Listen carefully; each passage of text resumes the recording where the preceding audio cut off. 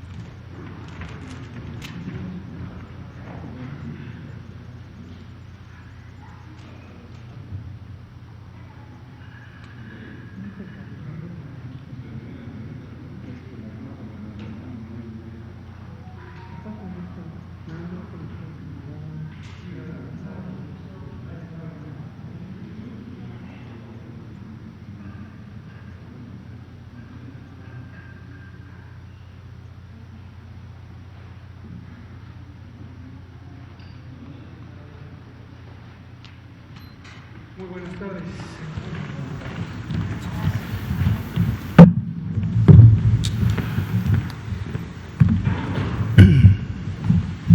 Buenas tardes o noches. Son las 19 horas con 1 minuto del martes 16 de junio. Estamos en el Palacio Nacional de México, en la Ciudad de México. Vamos a iniciar la conferencia de prensa diaria sobre COVID-19, la pandemia causada por el nuevo coronavirus, ya no tan nuevo, SARS-CoV-2. Y hoy vamos a tener varias de las piezas de información de carácter semanal. Tendremos el informe técnico y pasaremos posteriormente a los detalles sobre el impacto de COVID-19 en el personal de salud, información que actualizamos diariamente, pero informamos semanalmente para tener una perspectiva más clara de lo que ocurre. Y también esto lo presentará el doctor José Luis Alomía, director general de epidemiología. El doctor Ricardo Cortés presentará el informe de martes de movilidad en el espacio público por entidad federativa. Le pido al doctor Alomía si presenta, por favor. Mucho gusto, señor. Gracias. Muy buenas tardes con todas y con todos. Estamos iniciando ya esta conferencia vespertina número 109, si mal no recuerdo, va a aparecer aquí en la primera diapositiva. Y en el día 16 de esta nueva normalidad, recordando, de acuerdo a la siguiente diapositiva, que tenemos 16 entidades federativas en un nivel de riesgo máximo, que es el rojo, y las otras 16 en un nivel de riesgo alto, que es precisamente el color naranja. Los pueden ustedes ver graficados en el mapa. ¿Qué significa estar en este tipo de riesgo? Veamos la siguiente diapositiva, que tiene que ver precisamente con las acciones. La ocupación hotelera, si vemos la siguiente diapositiva, en el caso del color rojo, solamente se permite un 25%, enfocado a personal esencial y con áreas comunes cerradas. En el caso del naranja, esta se puede incrementar hasta un 50%, ya con una apertura diferente, así también un 50% las áreas comunes. Los restaurantes y cafeterías pueden dar servicios a domicilio y para llevar o a la habitación en el color rojo. Y en el color naranja pueden ya realizar una apertura con un aforo controlado al 50%, manteniendo medidas de sana distancia y manteniendo acciones de prevención sanitaria con el personal y en la atención a los clientes. Las barberías, estéticas, peluquerías, etcétera, en color rojo pueden prestar servicios a domicilio con medidas de prevención sanitaria. Y en naranja pueden ya abrir sus locales, sin embargo, con un aforo restringido al 50%, y es algo que ellos necesitan controlar. En el caso de los parques, plazas públicos, en semáforo en rojo, un aforo del 25%, enfocado básicamente a la actividad física de las personas, lo cual se puede incrementar en el naranja hasta un 50%.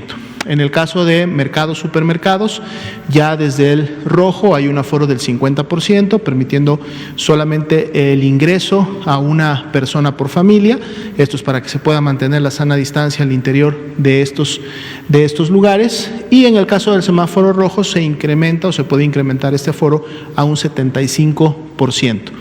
Para efectos de los juegos profesionales que se dan en estadios como tales, en ambos colores se mantienen todavía los juegos a puertas cerradas, es decir, se pueden llevar a cabo los partidos, sin embargo estos serían solamente entre los jugadores, asistidos lógicamente por el equipo técnico, pero todavía no pueden abrir la taquilla o la venta lógicamente de boletos para que las personas ingresen, todavía a puerta cerrada. Eso se podrá hacer hasta que alguien esté en color amarillo. Veamos la siguiente diapositiva, son más ejemplos de actividades. En este caso, en rojo, todas estas actividades están cerradas, ya lo habíamos comentado durante prácticamente la semana pasada. Sin embargo, en el naranja hay algunas que ya pueden tener cierta apertura. Los gimnasios, por ejemplo, spas y similares pueden tener un aforo del 50%, pero deben hacerlo con cita para poder controlar la atención y poder mantener la sana distancia. En el caso de los cines, teatros, museos o eventos culturales con menos de 500 personas, pueden hacerlo con un aforo de un 25% y guardando sana distancia al interior de los locales. Centros comerciales igual, aforo del 25%, espacios o áreas de culto, un aforo del 25%, y lo que serían eventos masivos como conciertos, por ejemplo, grandes congregaciones o los bares y similares, en ambos colores continúan y se mantienen cerrados, será hasta un color amarillo en el que podrán tener algún tipo de aforo. Bien, pasemos ahora al panorama internacional. 22% es la pandemia activa en el mundo, vemos otro punto porcentual que se reduce de ayer para hoy. Interesante que hoy día Europa por primera vez pasa a ocupar un tercer lugar como región, por muy poquito, prácticamente por 0.1%, más sin embargo ya el día de hoy Mediterráneo Oriental, aún con la carga baja que había mantenido durante los últimos meses, está pues 0.1 por encima de Europa, y vemos cómo Europa continúa contrayéndose su pandemia. Sin embargo, en el caso de las Américas, continúa todavía concentrando más del 50% de los casos activos, es decir, los casos que han desarrollado síntomas en los últimos 14 días, y lógicamente con las aportaciones importantes de la región. Veamos la siguiente diapositiva, la cual actualiza los números para México.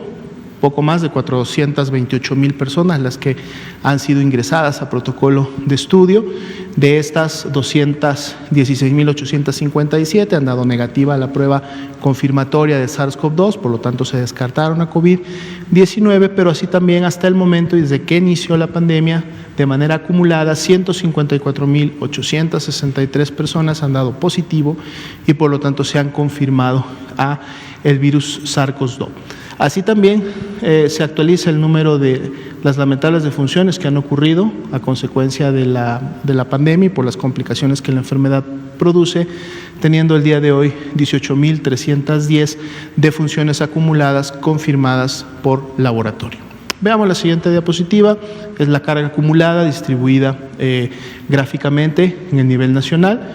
La mitad de las entidades federativas están todavía por debajo de un rango de 3,000, pero la otra mitad está básicamente concentrada en un rango de 3 a 5, de 5 a 10,000, pero tenemos también dos entidades federativas que están en el rango máximo, que quiere decir que tienen más de 20,000. Las podemos ver precisamente en la siguiente diapositiva, donde están ordenadas en orden descendente. Y aquí podemos ver quiénes son estas entidades que han superado esos rangos y los colores correspondientes. Si vemos la siguiente diapositiva, es la distribución de la carga activa de las últimas personas que han iniciado con signos y síntomas en los últimos 14 días. Los colores prácticamente se han mantenido de manera similar, recordando la ventana móvil que siempre comentamos, por lo tanto hay estados que pueden incrementar o disminuir su color dependiendo de la carga de enfermedad que tengan activa en relación a su epidemia regional. La siguiente diapositiva podemos verlos en orden descendente y así poder identificar rápidamente cuáles son esas entidades que contribuyen a la epidemia activa en México. Veamos la siguiente diapositiva.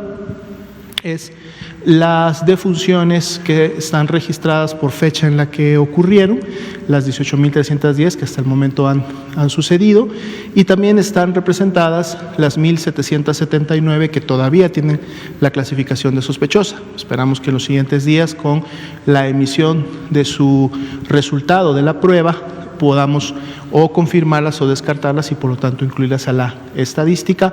Continuamos todavía viendo una meseta, aunque una meseta alta, que la hemos estado identificando prácticamente a partir de la quincena de mayo.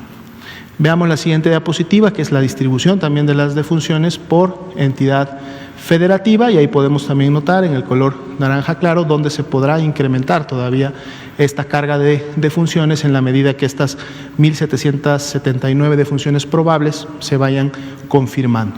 Veamos la siguiente diapositiva, que es la curva epidémica. Continúa su tendencia ascendente, sobre todo cuando vemos representados los casos sospechosos, los cuales en su gran mayoría están ubicados en los últimos 10-12 días, que es más o menos una constante que hemos tenido en las últimas 2 semanas. Si vemos la siguiente diapositiva, veremos en qué entidades federativas se encuentran distribuidos estos casos sospechosos y por lo tanto también donde podríamos esperar un incremento en la carga de casos confirmados y por lo tanto el cambio en la posición en la que se encuentra.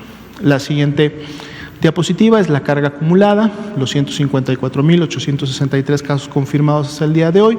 El incremento fue de 3.1%, aunque siempre recordamos que estos 4.599 casos que el día de hoy tuvieron un resultado positivo o se notificaron a la plataforma CISBER representan diferentes fechas de inicio de síntomas, la mayoría de ellas, decíamos, en los últimos 10 días.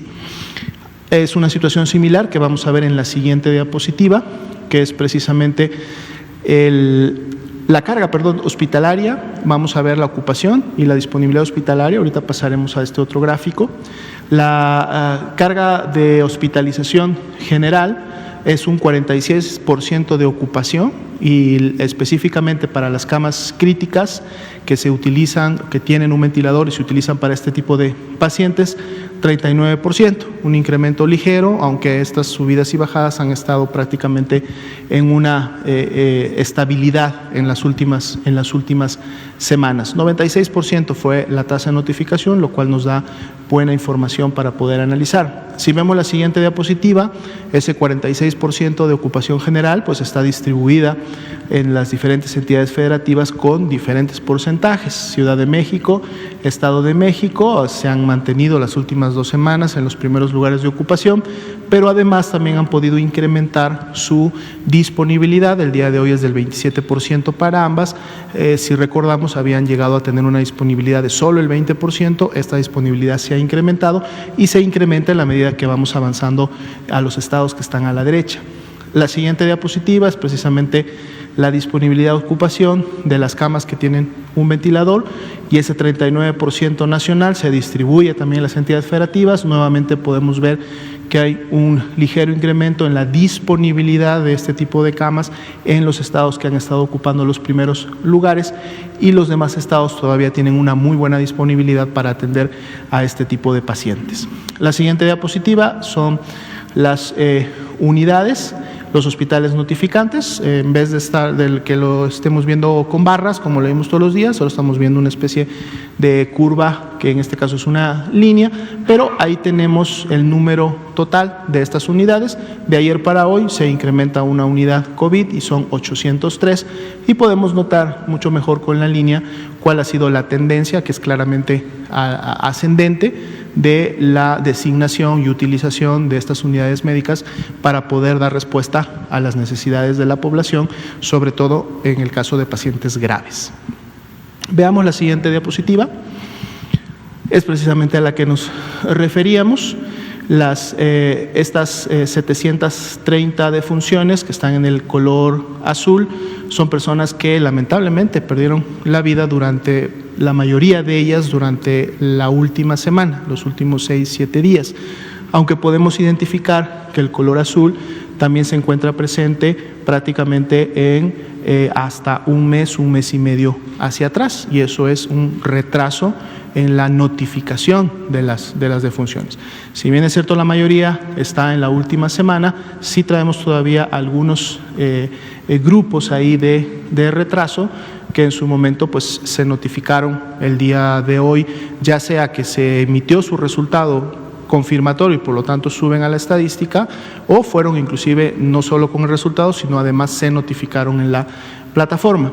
Si vemos la siguiente diapositiva, vamos a ver cómo se distribuyen por defunciones. Ahí podemos ver más claramente que la gran mayoría de estas defunciones sucedieron en los últimos 6-7 días y que también la mayoría de ellas se concentran en el Instituto Mexicano del Seguro Social, pero también podemos aquí más claramente percatarnos que hay defunciones que pueden irse, por ejemplo, hasta el 12 de abril, una que estuvo esperando clasificación final, resultado, y algunas más en los meses también de abril, mayo y el inicio de junio.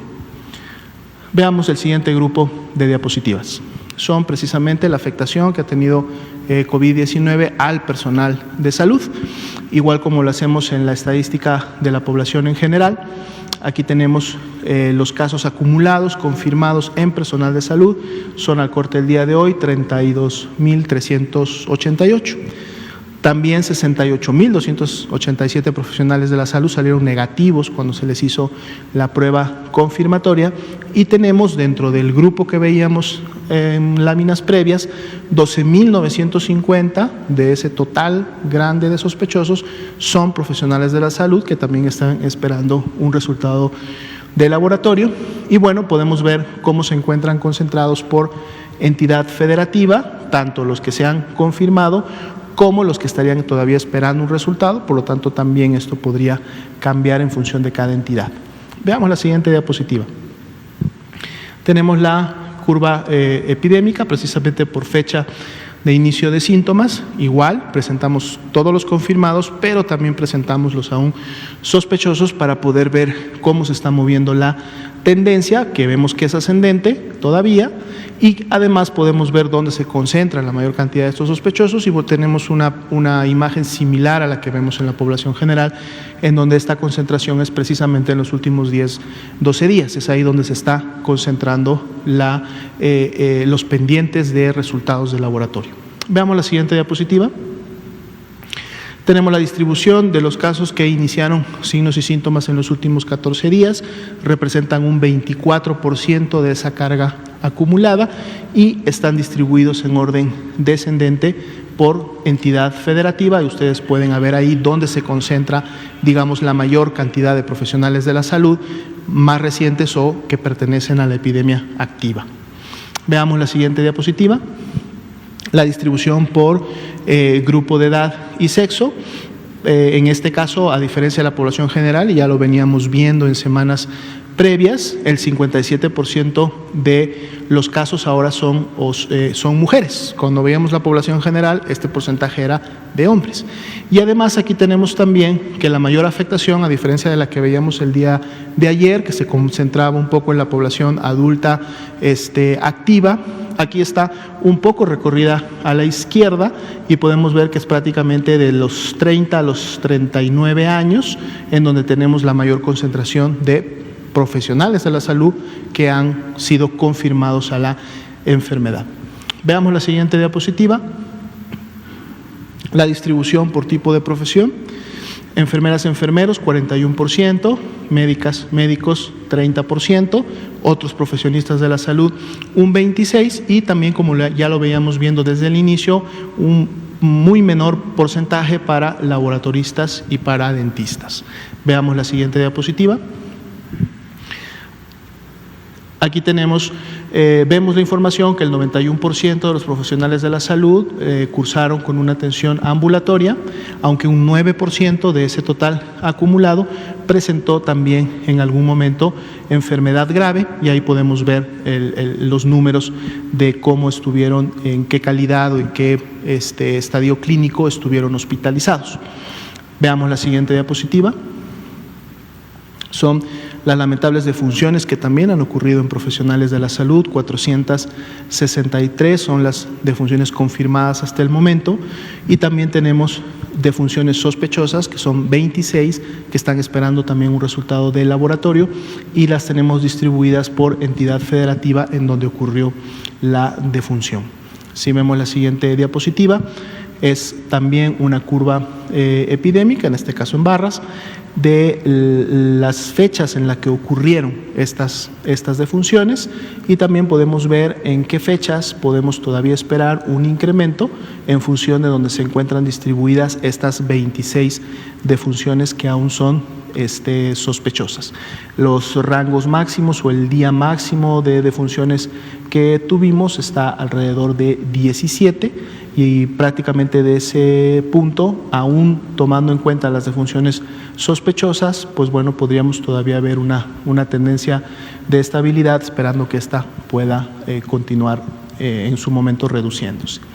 Veamos la siguiente diapositiva, me parece que es la última, que es precisamente la distribución por también grupo de edad y sexo de las defunciones que han ocurrido. Si recordamos la gráfica anterior, aquí se desplaza un poco la cantidad o la concentración de estas hacia la derecha, está más precisamente en personas que tienen entre 55 y 64 años, y en este caso sí volvemos nuevamente a la estadística general, en donde la mayoría de las defunciones son hombres, y en este caso representan un 71% de las 463 que hasta el momento han ocurrido.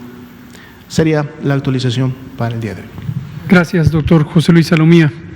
Le pido al doctor Ricardo Cortés si nos presenta el informe de movilidad, por favor. Con gusto, muchas gracias, doctor López-Gatell. Muchas gracias a todas y todos por estar aquí. Buenas tardes a todas las personas en casa. Muchas gracias.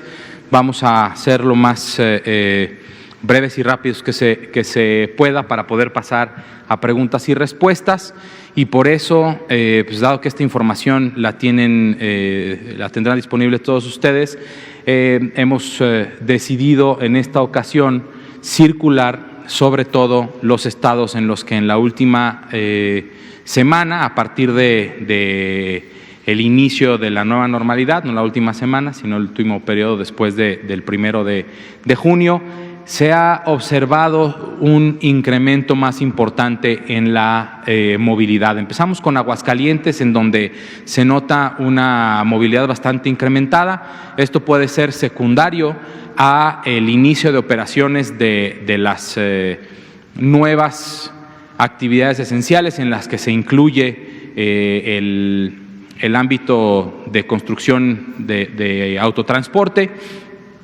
pero sí se ve bastante importante el incremento, ya llegando a cifras de menos 20% de movilidad, lo que puede derivar en casos nuevos en un futuro en este estado.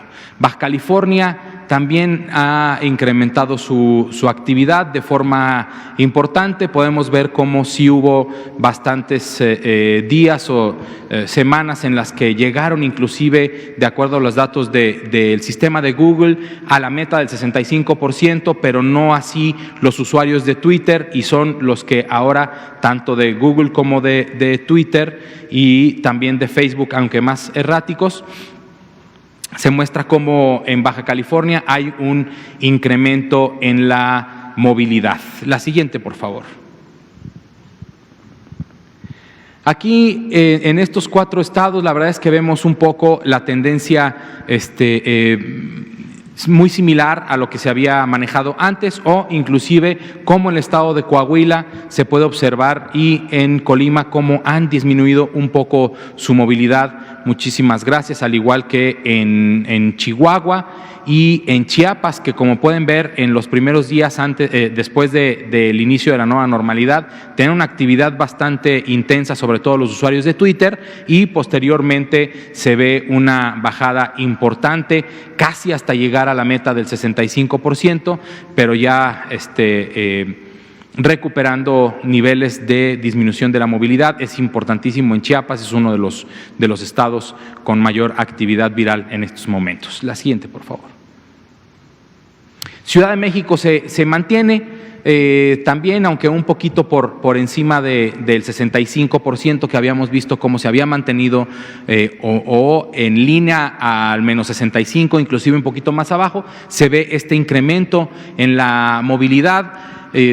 Honestamente yo esperaba verlo un poquito todavía más arriba, pero pues bueno, esto es cuestión también de densidad poblacional, lo que es un movimiento pequeño en una ciudad, en una megalópolis como esta, se observa con muchísimas personas en la calle, pero en proporción es relativamente poco.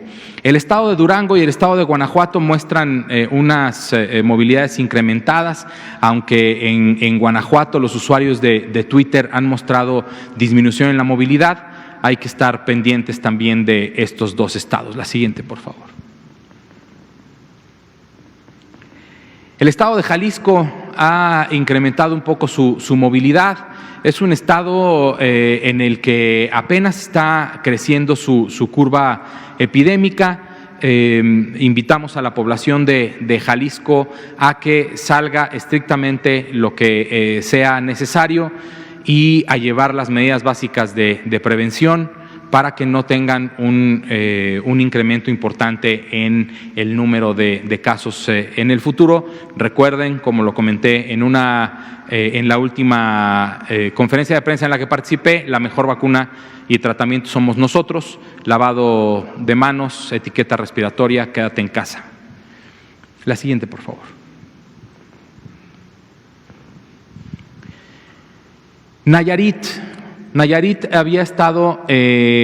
había logrado, sobre todo los usuarios de Twitter, pasar la meta del 65%, no así los usuarios de Google, pero en últimos días se ve cómo tanto usuarios de Google como de Twitter en el estado de Nayarit están incrementando su actividad. Los invitamos a disminuir esta para que no se vea el reflejo en el incremento de la curva epidémica, que se vea un mantenimiento para poder mantener los niveles que hasta ahorita están manejando. La siguiente, por favor. Querétaro y San Luis Potosí, de estos 4 estados, Querétaro y San Luis Potosí son los que muestran mayor incremento en últimos días. Se ve bastante importante, sobre todo en el estado de San Luis Potosí, una invitación a hacer caso del llamado que hacen las autoridades locales del estado de San Luis Potosí para disminuir la movilidad y disminuir, por lo tanto, la carga de la enfermedad en este estado.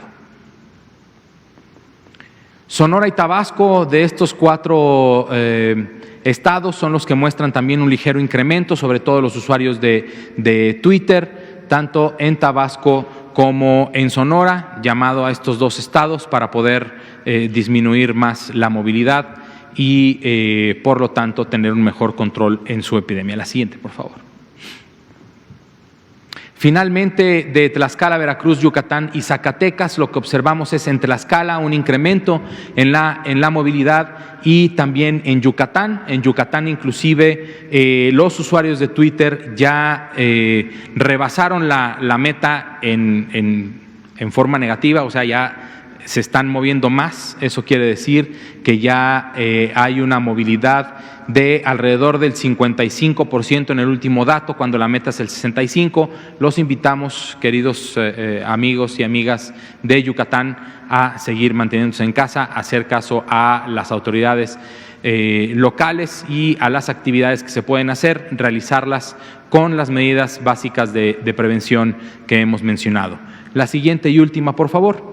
Es esta comparativa que hacemos cada semana, en donde se pintan de rojo los estados que han incrementado su movilidad de una semana a otra en una proporción mayor a el 5%, que son Aguascalientes, Baja California Sur, Colima, Baja California, Zacatecas, Durango, Hidalgo, Tabasco, Quintana Roo, San Luis Potosí, Sonora, Michoacán, Tamaulipas, Guanajuato, Nuevo León y Yucatán. Muchísimas gracias.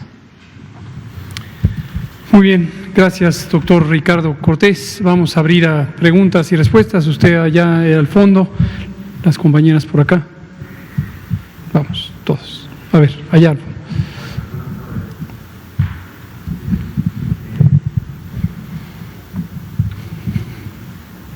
Gracias, buenas tardes.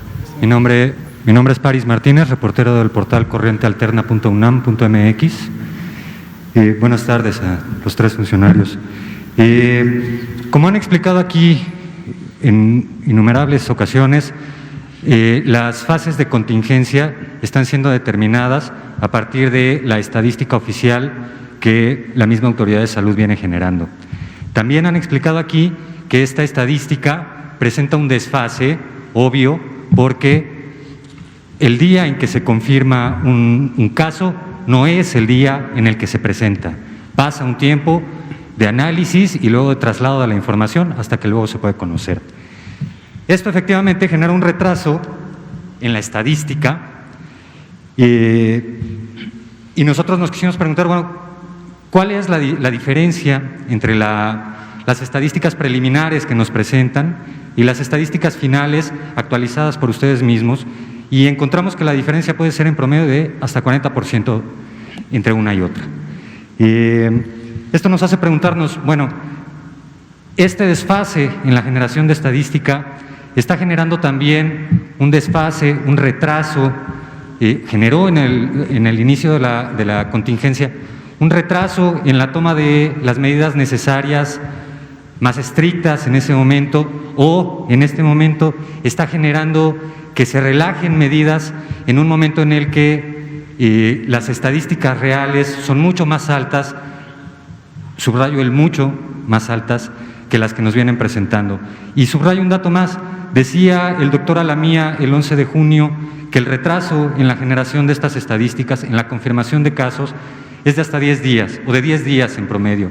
Pero en el análisis de las bases de datos históricas de la Dirección de Epidemiología que él honrosamente dirige, nos encontramos con que pues, estos datos en realidad no se confirman en 10 días, sino entre 30 y 70. Muchas gracias. ¿Podría comentar el punto? Gracias, pues me parece muy interesante su reflexión. Interesantes comentarios, creo que vale la pena irlos abordando uno a uno. Desde luego no daría tiempo aquí. Cuando usted habla de las estadísticas, pues hay más de 40 estadísticas que están aquí involucradas, pero sí me parece muy interesante. Creo que sería muy útil, dado que posiblemente ha tenido acceso a los datos abiertos y ha tenido la oportunidad de hacer trabajo detallado. Siempre estamos muy interesados en conocer lo que haga la sociedad y que quisiera aportar para beneficio del pueblo mexicano. Entonces, si es tan amable de, quizá a través de nuestros compañeros de aquí de Comunicación Social, si nos ponemos en contacto y platicamos y vemos su material y los planteamientos que tiene. ¿Le parece bien? En su portal. Lo analizamos con mucho gusto. Ahí lo analizamos con mucho gusto. Gracias. El colega que está aquí enfrente, usted y Lilia.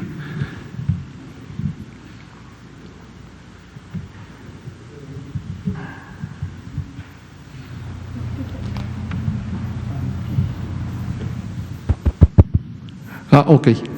Buenas noches, doctor Gatell y acompañantes. Soy Carlos Avaroa del 1+1. Solamente quiero preguntar la opinión que tengan ustedes al respecto de, a partir del anuncio de la nueva normalidad, en la Ciudad de México hay una serie de confusiones respecto a la apertura de comercios. Hay mucha anarquía porque hay muchos comercios que a lo mejor no les corresponde ya abrir, sin embargo están abriendo algunos tianguis, algunas tiendas y otro tipo de comercios en pequeño, pero son bastantes. ¿Qué podrían decirnos al respecto? Gracias. Gracias, Carlos. Lo que podemos decir al respecto es, tanto en la Ciudad de México como en el resto de las entidades federativas, las otras 31, es muy importante que la sociedad, los habitantes de cada entidad federativa, estén atentos y atentas a las indicaciones de la Autoridad Sanitaria Estatal. Como hemos comentado, aquí tenemos algunos ejemplos de el tipo de actividades generales, pero no podríamos tener un listado exhaustivo de cada una de las actividades que existen y son relevantes en cada entidad federativa. Algunas entidades federativas tienen una economía más orientada al turismo, otras a servicios, otra a la actividad terciaria, es decir, el comercio, otras a la industria manufacturera, otras son más agrícolas, y el balance exacto que se puede tener de estas actividades en cada entidad federativa debe considerar los principios generales. ¿Cuáles son estos? Son los que expusimos al inicio de la nueva normalidad. Por un lado, las actividades económicas que pudieran producir el mayor valor social, es decir, preferentemente aquellas que ayuden no solamente a generar ingresos, sino a distribuir esos ingresos, son preferentes. Las actividades que producen menor cantidad de personas en el espacio público son preferentes. Y en contraposición, las que producen poca utilidad social y muchas personas no son preferentes. Al inicio de la nueva normalidad habíamos presentado en una tabla, yo creo que la vamos a volver a traer a lo largo de la semana, donde justamente clasificamos las actividades en estas 4 combinaciones. Mucho valor social, poca gente, esa es la preferente, candidata preferente a empezar a abrir cuando el semáforo pasa de rojo a naranja y amarillo y en su momento a verde. Y la última que debería abrir es aquella que tiene poca utilidad social y mucha gente en el espacio público. Entonces, en general, el principio aplica para todas las entidades federativas y hay que la sociedad estar atentos a lo que indiquen las autoridades estatales y, por su parte, las autoridades estatales tomar en cuenta estos principios generales al normar sus indicaciones locales. Muchas gracias, Carlos, por su pregunta. Usted, Lilian, y por acá los compañeros de aquí. Gracias. Gracias, doctor. Muy buenas noches. Paola Betancourt, de Multimedios Televisión. Sé que el día de ayer ya había hablado sobre los médicos cubanos, sin embargo, pues quisiera saber si podría ayudarnos a tener mayor claridad, ya que comentaba que pues es un tema de la Ciudad de México. Sin embargo, el pasado 21 de mayo habían señalado que también arribaron médicos cubanos al estado de Veracruz. Entonces, si nos pudiera comentar cuántos médicos cubanos hay en total aquí en México, cuáles son sus encomiendas y qué opina acerca de las observaciones de 2 relatoras de la ONU que, con base en 110 testimonios recabados de una organización cubana, señalan que las condiciones de trabajo de los médicos cubanos pudieran estar relacionadas con un tema de esclavitud moderna o explotación laboral. Me gustaría conocer su postura. Gracias. No conozco, y ahora que me lo dice de que Veracruz también lo tiene, creo que hay que referirse a las autoridades del estado de Veracruz. Si hubiera otro estado, no sé, quizá Jalisco, Monterrey, algún otro estado que esté considerando la participación de personas extranjeras, o Tamaulipas, Guanajuato, no sé qué otros estados pudieran tener esto. Los estados tienen atribuciones para establecer convenios de colaboración internacionales, generalmente tienen que tener no es una sanción o respaldo en términos vinculantes de la Secretaría de Relaciones Exteriores, pero existe una costumbre de que haya una comunicación hacia el área correspondiente para conocer de los proyectos de colaboración internacional. Pero cualquier entidad federativa que tuviera colaboración internacional, vale la pena que lo comente. ¿Sí? Sobre las declaraciones de la relatora, pues no las podría juzgar, dado que no tenemos información específica de las condiciones de trabajo. Gracias. Lilian, por favor. Y usted, Yolinka y Juan. Hoy hay tiempo. Gracias.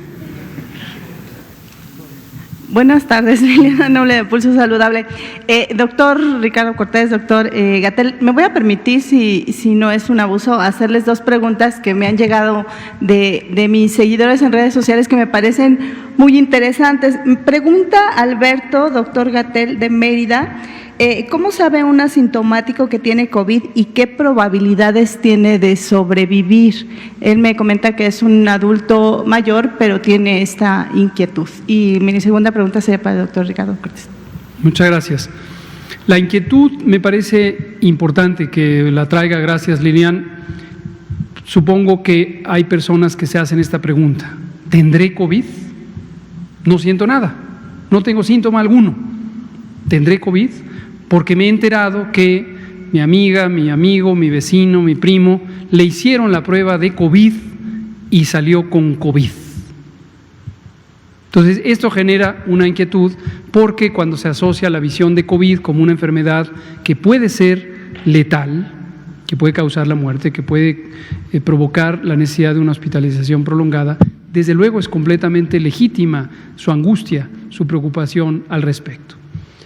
Aquí vamos a recapitular sobre qué es COVID y qué es la presencia del virus SARS-CoV-2. El virus se llama SARS-CoV-2 y es el que causa la enfermedad, es el agente patógeno, como usted ha dicho otras veces, el agente de enfermedad. Este virus lo adquirimos generalmente por vía respiratoria, a partir de gotas, gotículas y aerosoles que producen las personas, producimos todos, al hablar, al cantar, al toser, al estornudar, al gritar. Y los proyectamos en nuestro espacio cercano, y en nuestro espacio cercano se han identificado ciertas distancias que ayudan a no estar en una probabilidad alta de recibir estas partículas líquidas de alguien que pudiera tener el virus. 2 metros, pongamos como referencia. Esa es la sana distancia que se recomienda. Es más importante que sea guardar la sana distancia 2 metros hacia enfrente de nuestra cara, no es tan relevante hacia nuestros lados o hacia nuestra espalda. El virus puede entrar a nuestra vía respiratoria por nariz, por boca, o puede llegar a los ojos a través de la conjuntiva, la membrana que recubre los ojos. Y se incorpora al cuerpo y empieza a replicarse en las células, generalmente de la superficie interna de la vía respiratoria. Que la vía respiratoria empieza en la nariz, la garganta, la faringe, incluye la boca, la parte inferior de la garganta, que es la laringe, la tráquea, los bronquios y el resto del aparato pulmonar, del aparato respiratorio, los pulmones. Y existen 2 posibilidades básicas, o así lo vamos a plantear de manera simple, 2 posibilidades básicas. El virus se replicó, es decir, se multiplicó en cantidades importantes, suficientes, para dañar estas células del aparato respiratorio, y al dañarlo, las células mueren, se genera una respuesta inflamatoria y se producen los síntomas de COVID. ¿Cuáles son los síntomas de COVID? Tos, fiebre, dolor de garganta, dolor de cabeza, fatiga, a veces puede haber diarrea, pérdida del olfato, pérdida del gusto, los síntomas más comunes. Y esa forma es el COVID leve. No es que haya una enfermedad leve y una enfermedad grave, es un espectro. Pero para distinguirlo vemos el COVID leve. Ese COVID leve produce esas molestias que he relatado y las personas se recuperan generalmente en forma espontánea porque el sistema inmune controla el virus, elimina el virus. Ahora, existe el COVID grave, o dentro de este espectro continuo, desde la forma más leve hasta la forma más grave, puede haber la forma grave. La forma grave es una neumonía, popularmente se le conoce como pulmonía, médicamente es neumonía, es un daño inflamatorio extenso de los pulmones. La persona que tiene COVID grave requiere necesariamente atención hospitalaria. Cuando no es tan grave, no necesita estar en una terapia intensiva, pero hay varias intervenciones, la hidratación, la propia vigilancia médica, la oxigenación no invasiva, que se hacen en hospitales. ¿Quién tiene mayor probabilidad de tener COVID grave? Las personas que tienen más de 60 años o enfermedades crónicas como diabetes, hipertensión, obesidad, tabaquismo, que en sí mismo es una enfermedad, además de causa de múltiples enfermedades, inmunosupresión por cáncer, por medicamentos o por diversas otras causas. Ese es el COVID, la enfermedad. Terminemos platicando de la presencia del virus sin causar enfermedad. Una proporción probablemente grande de personas pueden tener la presencia del virus en la garganta. El virus puede ser identificado con la prueba de laboratorio de la que se procesa una muestra de los líquidos que están en la garganta y la nariz. Se introduce un hisopo largo, muy largo, casi 30 centímetros, 25 centímetros, a través de la nariz y que llega hasta la garganta. Ese procedimiento no duele, es muy molesto, pero no duele. ni la estima, ni daña. Y a partir de ese líquido se hace una prueba de laboratorio que se llama PCR y se puede encontrar el virus. Pero puede ocurrir en personas con COVID, que es lo más probable, es decir, personas con síntomas, o en personas sin síntomas. ¿Cómo detectamos a las personas? Y regreso a la pregunta de su seguidor en redes. ¿Cómo detectamos a las personas que no tienen síntomas y cómo les encontramos el virus? Generalmente son personas que son contactos de personas con COVID. Cuando se hacen estos estudios de casos y contactos, se identifica una persona con el síndrome, con COVID, y se comprueba que es positiva, pero se estudia quiénes son las personas que estuvieron en suficiente cercanía con ella en los últimos par de semanas. Y ahí se encuentra personas. Finalmente, ¿cuál es el significado médico de que me encuentren el virus en la garganta? Es un significado incierto. Hay una proporción de personas no determinada todavía, existen pequeñas descripciones en algunas partes del mundo, nosotros tenemos nuestra propia estadística, de personas que se les encuentra el virus y nunca desarrollan síntoma alguno, y es como si no lo hubieran tenido. Y una proporción pequeña son personas que al cabo de pocos días, 1, 2, 3, 4, sí presentan síntomas. Pero la preocupación del colega que le escribe, seguramente por la edad que me está relatando, es si debe preocuparse o no de que va a tener una enfermedad grave. La recomendación es estar atentos, no preocuparse, porque en su mayoría las personas que de inicio fueron detectadas sin síntomas tienen poca probabilidad, una baja probabilidad de desarrollar la enfermedad. Ahora, si desarrolla la enfermedad, una persona mayor de 60 años sí tiene que estar atenta a que no desarrolle la forma grave de la enfermedad. Esa sería la explicación que daría. Gracias. Y doctor Ricardo Cortés, es una enfermedad del ISSSTE. Ella vive en Guanajuato y me pide que si les puede mandar un saludo o una advertencia porque hay mucha movilidad, muchos centros comerciales abiertos, mucha gente comprando, haciendo la vida normal, y ella ha tratado de decirles que esto no está bien, pero no ha sido escuchada. Gracias. Muchas gracias. Pues un saludo con muchísimo gusto, porque además es mi estado de nacimiento, mi ciudad de nacimiento es León, Guanajuato. A todos mis amigos, amigas de León y de todo el estado de Guanajuato, sigan manteniéndose en casa, solo hay que salir si es estrictamente necesario.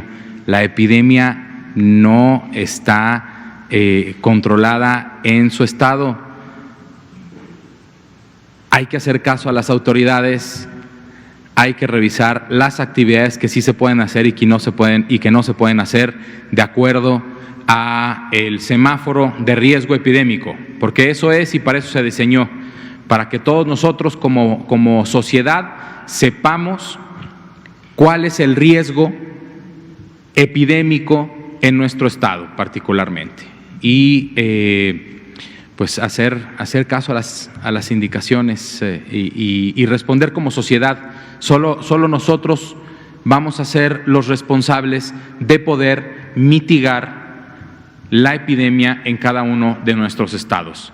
Ni las autoridades sanitarias locales, ni las autoridades sanitarias federales. Somos nosotros como sociedad que nosotros formamos parte, a pesar de ser funcionarios federales, somos como sociedad los que somos responsables de generar una cultura de prevención de enfermedades respiratorias, lavándonos las manos, ejecutando la etiqueta respiratoria y quedándonos en casa. Gracias.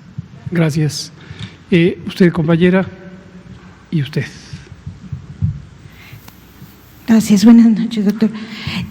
Ayer salió una información sobre una mutación del virus, la de 614G.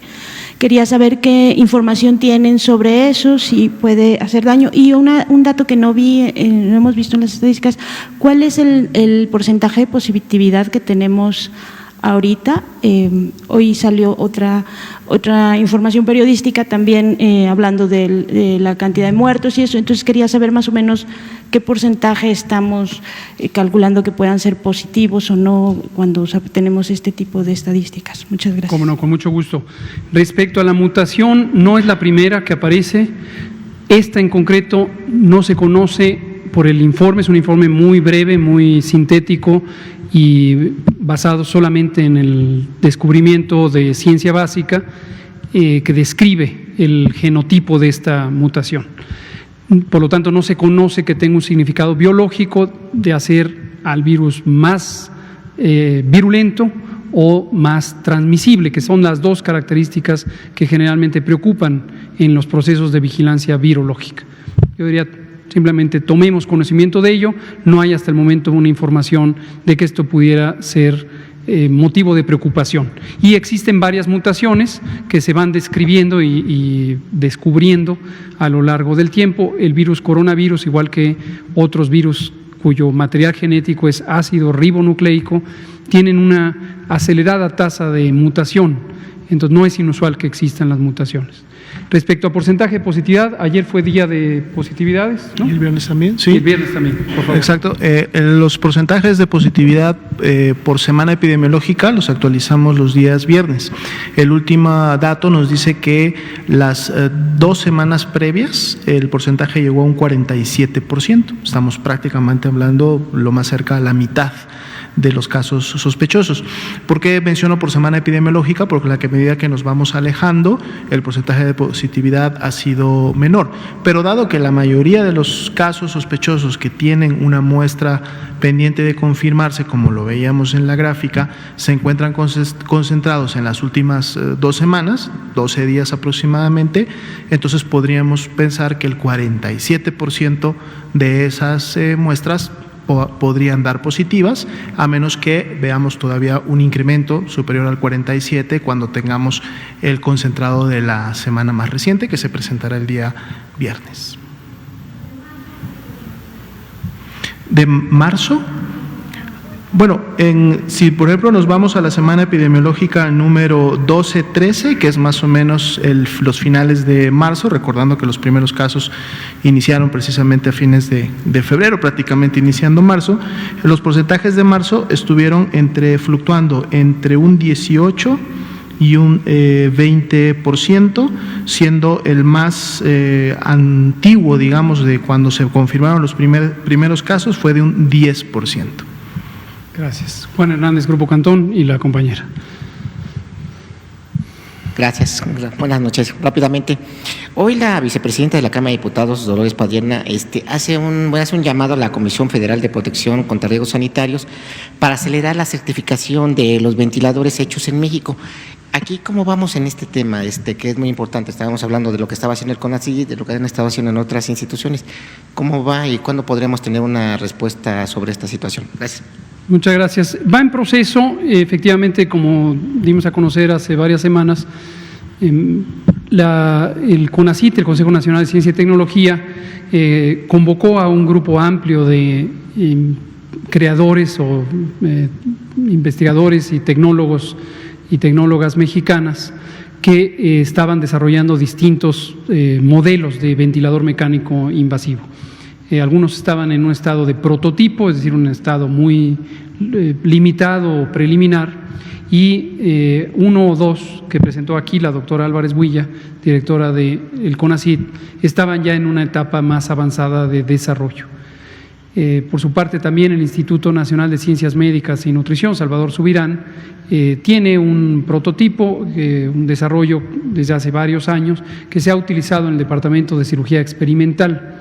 Entonces, al final eran 2 o 3 candidatos a tener un desarrollo en escalamiento y están en proceso de revisión en las pruebas técnicas por parte de COFEPRIS.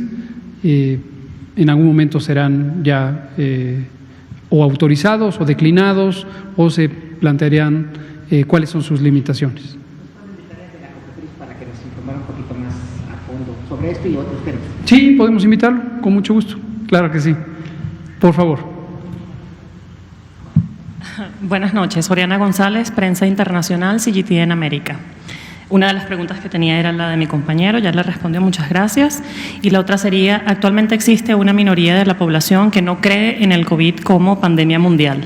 Vemos a estas alturas todavía personas que no utilizan su cubreboca y que no cumplen con las medidas de seguridad. ¿Existe algún plan adicional a los que ya tienen pensado para concientizar a las personas sobre las medidas de seguridad? Especialmente porque ya se comenzaron a tomar medidas rumbo a la apertura de actividades. Gracias. Muchas gracias. Efectivamente, un reto grande en todo fenómeno colectivo es lograr persuadir a las personas a partir de brindarles información.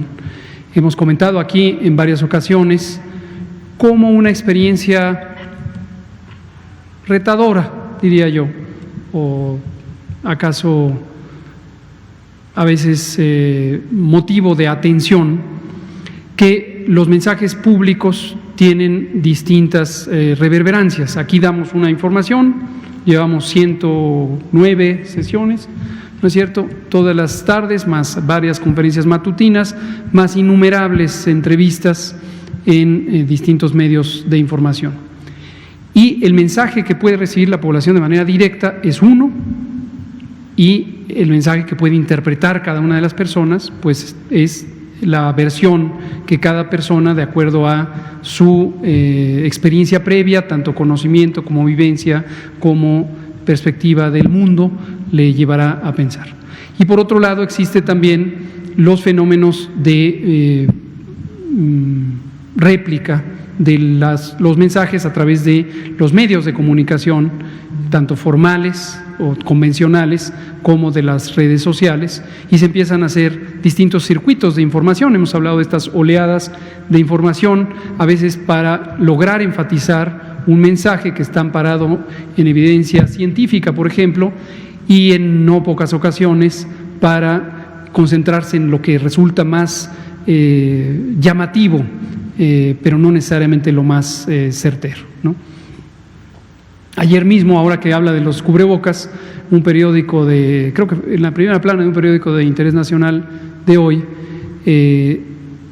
decían que los cubrebocas, ya existía una evidencia contundente, que el doctor Mario Molina había dado esta evidencia, y que aquí persistíamos en negar la utilidad de los cubrebocas y nos peleábamos con el doctor Mario Molina.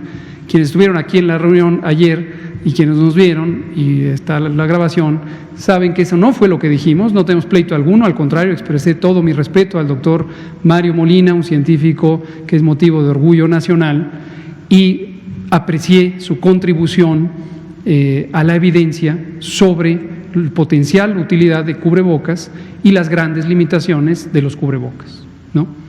Entonces, es un reto. Continuamente revisamos los aspectos de promoción de la salud, que dirige aquí el doctor, y nos asociamos con distintos segmentos de la sociedad.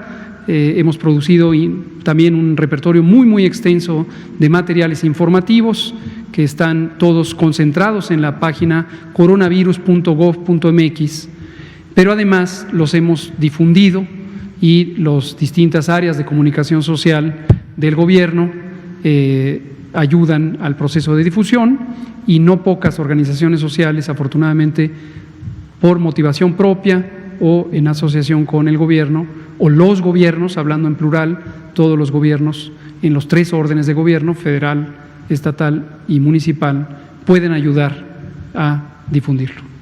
Muchas gracias. Última pregunta, nos quedan muy poquito tiempo. Buenas tardes. Quisiera retomar la pregunta de mi compañero París. Perfecto. Respecto a estos retrasos que ustedes nos muestran y que nos han dicho que puede tardar ciertos días, 10 días, incluso un poco más.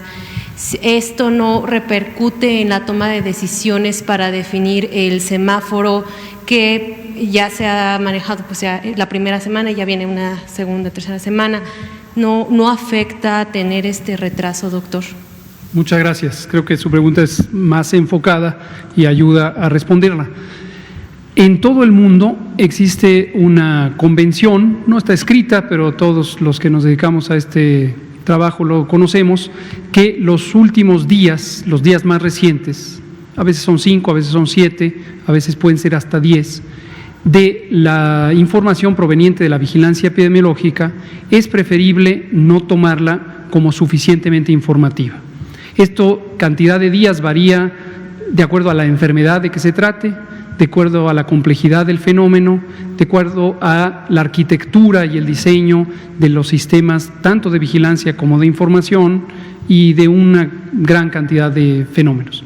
Los Centros de Control de Enfermedades, por ejemplo, de Estados Unidos, suelen, cuando publican sus informes semanales, marcar con un recuadro, una sombra, los últimos 7 días.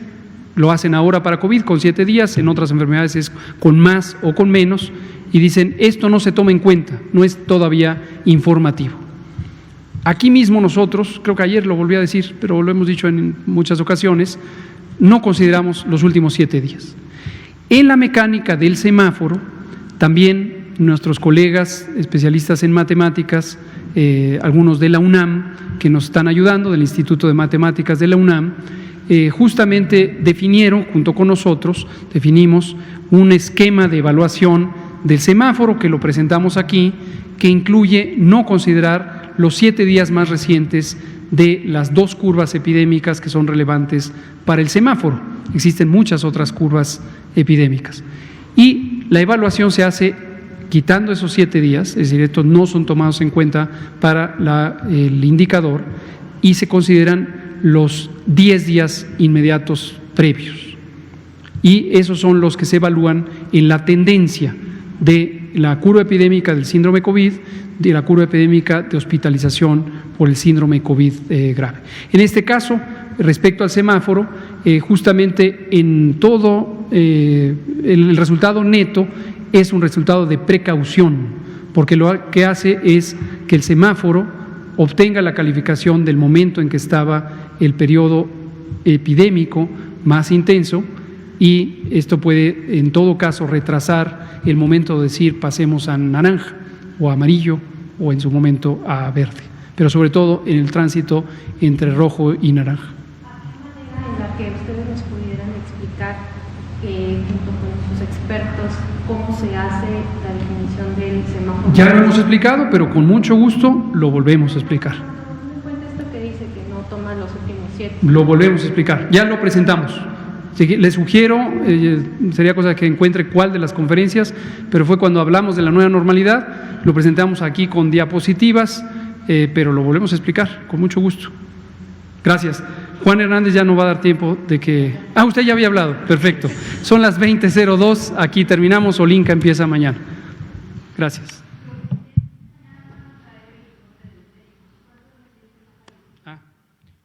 Bueno, tendríamos que hacer la especificación porque no viene esa categoría como tal en la base, pero la buscamos.